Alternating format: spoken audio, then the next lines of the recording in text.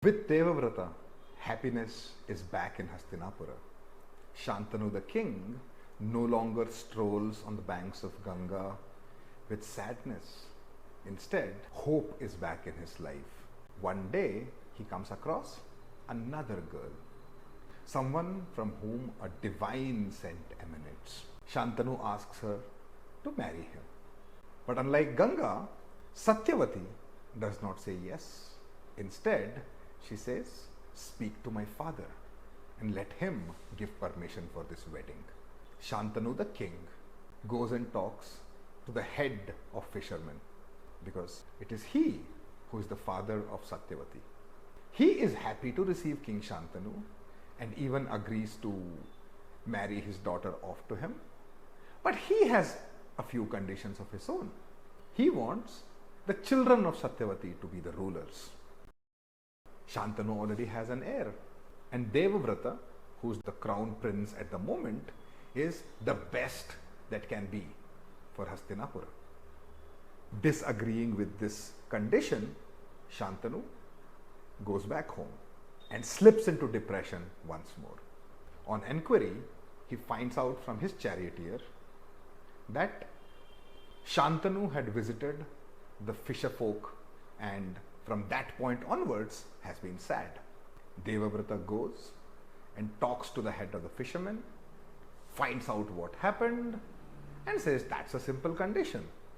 I make a vow that I will not sit on the throne of Hastinapura and I will ensure Satyavati's child does." Her father, not to be outdone, says, "Your word I trust, Devavrata.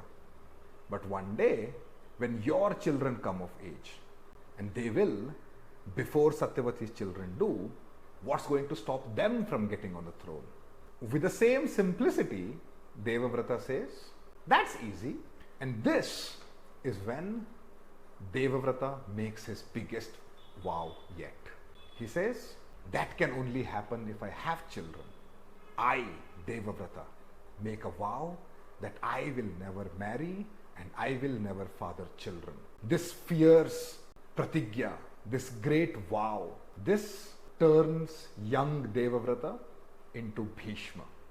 When he makes this vow, they say the world stood still for a moment because of the fierceness of what was said.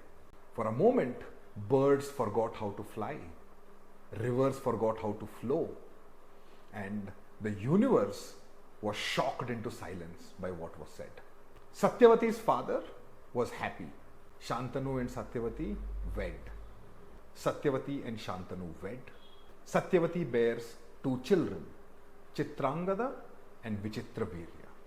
It looks once again like happiness is back in Hastinapura. But happiness has a way with Hastinapura. It does not stay there for too long. Why is this promise to not get married or to father any children considered Bhishma Pratigya? We have to delve a little deeper into what are called Purusharthas, or the purpose of human existence. According to the scriptures, there are 4 Purusharthas. One is Dharma, the second is Artha, the third is Kama, and the fourth is Moksha. Now, Moksha represents salvation or breaking out of the cycle of births. But that is not something you can work towards. So the 3 things that you can do as Purusharthas are Dharma, Artha and Kama. Dharma is good behavior or doing what is right in the moment. Artha is worldly wealth. Think of it like gold and collection of wealth. Kama, while it represents general desire, in this specific case, we are talking sexual desire and the willingness to have children to continue the lineage. In accepting that he will not marry and he will not father children, what Bhishma has done is he has made up a pact that he is happy to never attain moksha in his life. And that is what makes this a Bhishma Pratigya.